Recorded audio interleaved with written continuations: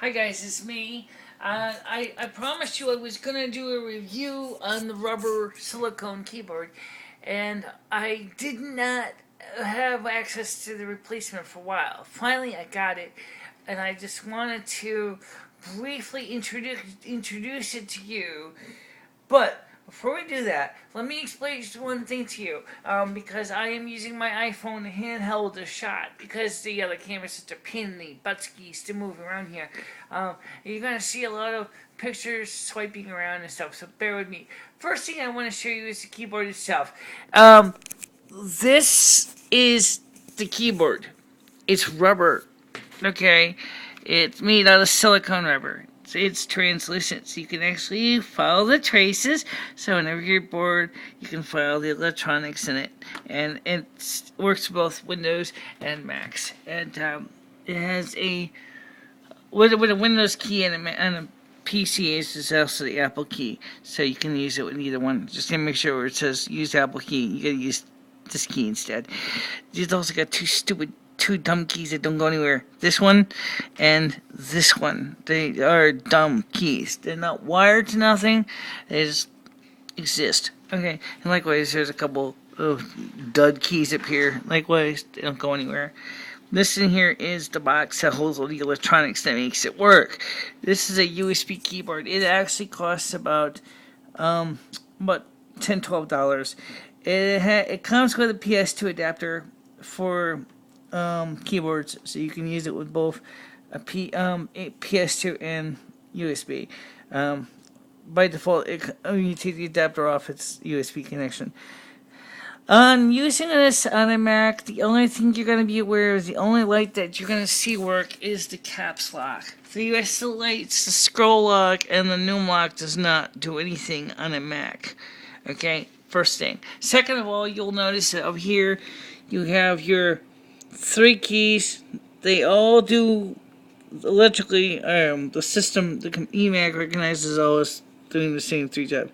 Wake up, sleep, and power. All will basically bring you down to a shutdown menu. So if I press this key here, okay, it's gonna ask me if I want to shut down. I don't want to. By the way, typing on this is not bad. It's a little kind of spongy, but you see, the problem with Ed is he's such a ham-fisted typist that he is used to pounding the keyboard to oblivion. So for him, this is great because he can pound it all he wants, and really, it's not that expensive to replace it. It is waterproof. You can. I don't know how perfectly waterproof it is. You can indeed take it out on the pool. You could take it into your bathtub. It'd probably be fine in the tub if you want to really type underwater. Although I don't think that's what they originally were designed for. The only thing is, it would be nice to have is if they had a waterproof mouse option to go with that keyboard. There are other companies selling better keyboards than this one. This is really not the top of the line of the silicone keyboards. It's just, it's good. It's not bad. And it is flexible. It does roll up, as you'll see. You can actually roll up.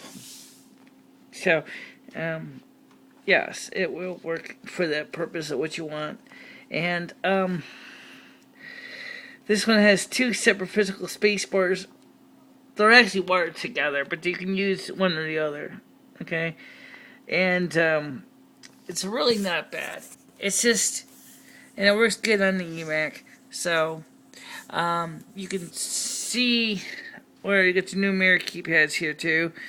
This is based on a full function, full desktop keyboard, 104, 105 key. If you're looking for a mini laptop version of these keyboards, they do make them, they do sell them. Because I was looking specifically more for full desktop PC keyboard. Plus, I wanted something that would be easy enough for me and Ed to figure out where we're putting their hands.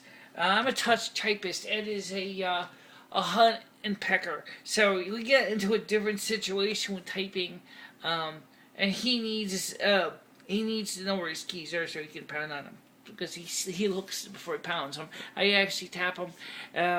by pretty much by location, by feel. So, do I think this keyboard is a worthwhile investment? Yeah, I do. I think it's a very good keyboard. You can get better ones, and you can spend a lot more money than this. But I think compared to the standard desktop keyboard, this really works really well on my for my applications. It really has a lot of opportunities to really go really far. So it's just cool looking. I mean, but it's function. It's practical. It's cool but practical. So if you like to really kind of have a conversation starter, here's a keyboard for you. If you want to come in a variety of colors, you don't have to just get white. I bought white because it matches the eMac.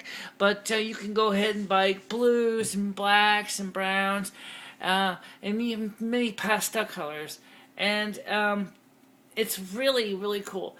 But I recommend if you're going to buy one of these keyboards, please try before you buy, or at least if you can't, make sure that the seller offers a return policy. That way, if it doesn't work out for you, you can go ahead and return it to the store.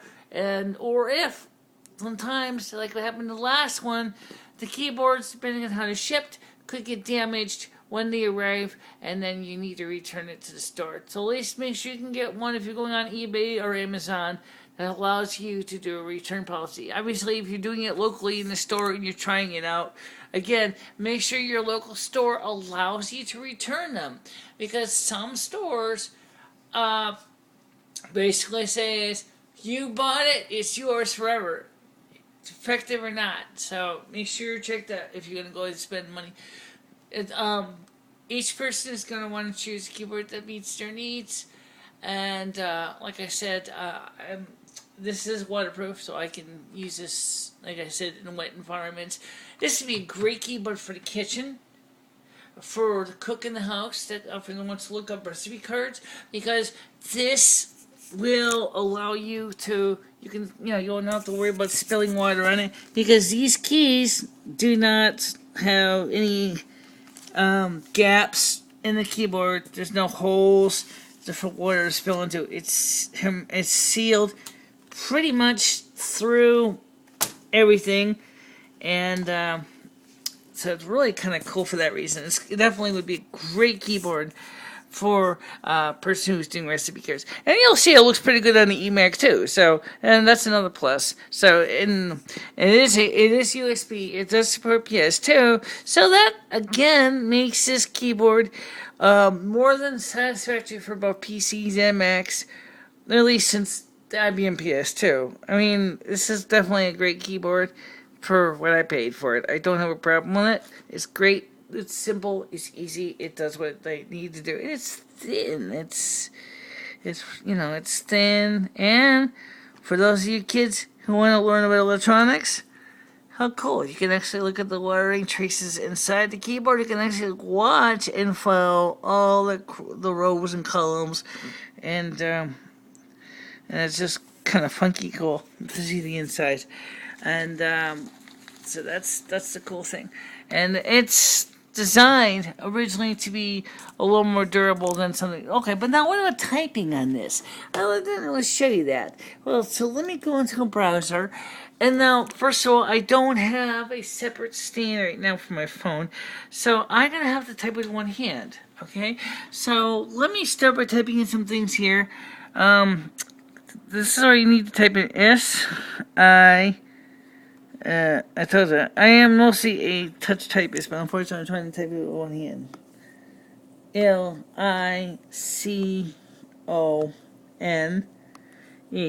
Okay, now you'll notice because this is really not the most sensitive keyboard in the world, this thing does not silicone. Just type it in. I-C-O-N-E.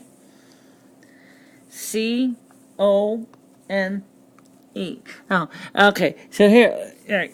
I got the E. Okay, space. And you can see it there. Keyboard. K-E-Y-B-O-A-R-D. R-D. By the way, I'm pounding the keyboard pretty damn hard. As you'll notice, unlike a regular mechanical keyboard, you don't hear that loud thunk, thunk, thunk, thunk, thunk, thunk. Somebody pounding the key really hard. It just happens to have a little more like a pat, pat, pat, pat, pat. Really good for like in places like a library, something like that. Now, I wanted to show you some pictures real quick here. I was looking at these earlier. These are silicone keyboards from other companies. Okay. I don't know if I can much I can show you. You can see that they all come in different styles, different shapes, different prices, different. They even make a Bluetooth version, if you're interested. Actually, I probably might be interested in it. Because this is kind of cool. These are some of the different colors you can get. These are the different prices. These are like lots of keyboard, 25 pieces. Not that you really need that many keyboards. However, if you were going to be wanting to go ahead and if this would be a great keyboard for like a shop floor, like a like a construction shop, like a wood shop or metal shop, or something like that, and you want to go ahead and update your industrial equipment to have rubber keyboards to keep things cleaner, this might be a way to go. Really, it does work. It does work. By the way, as I said, this Command key or Windows key in Q does quit the program, so it does do exactly what you want it to do. So there it is. Do I give this keyboard? Well, I would say that out of five being the most awesome and one being the most mediocre, I would say this keyboard is about a 4. It's not really quite up there for a touch typist, at least not this one, because sometimes it doesn't get your keystrokes very well.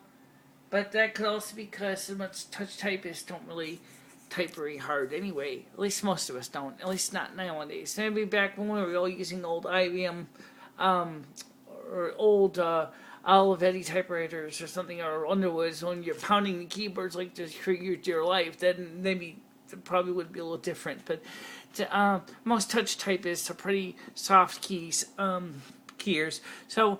And unfortunately, as I said, he's ham-fisted. He pounds his key. He pounds the keyboard into submission. So for him, this is really a great keyboard. But if you're, as like I said, some people are going to like it, some people are going to hate it. I kind of like it, so it definitely looks good on the Mac. And here you have this keyboard. It really, really complements my eMac very nicely.